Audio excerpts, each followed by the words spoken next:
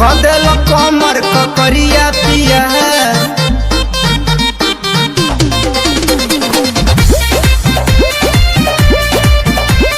से जब खेला के चकरिया पिया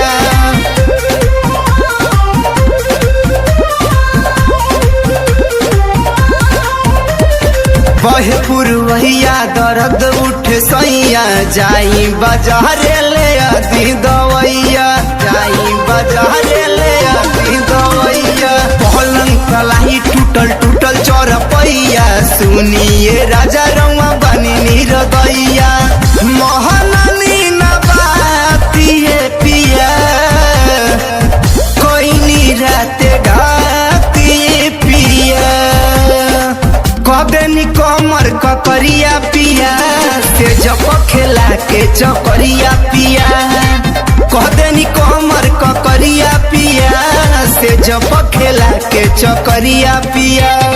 से जप खेला के चकरिया पिया से जप खेला के चकरिया पिया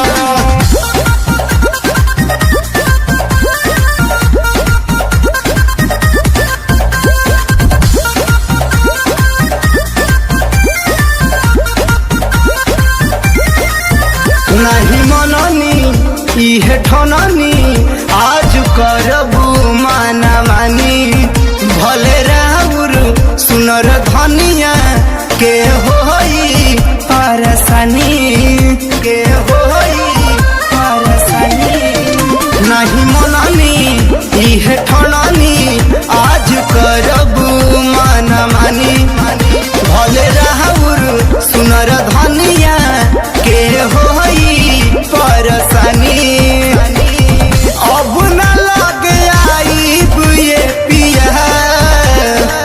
दहिया न छुआई बुए पिया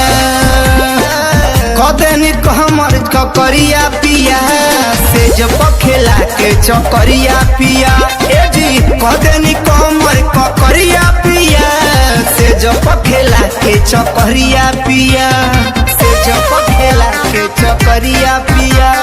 से जब खेला के चकरिया पिया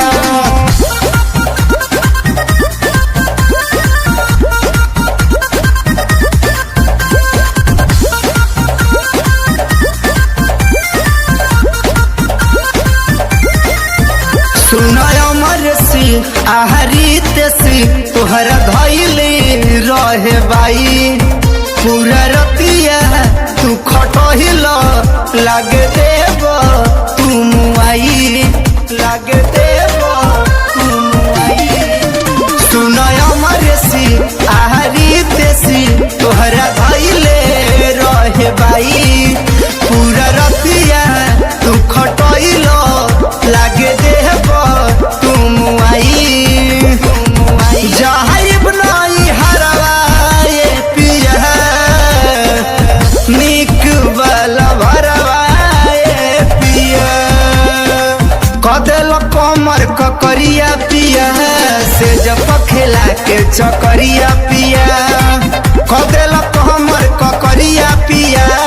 से जब खेला के चकरिया पिया।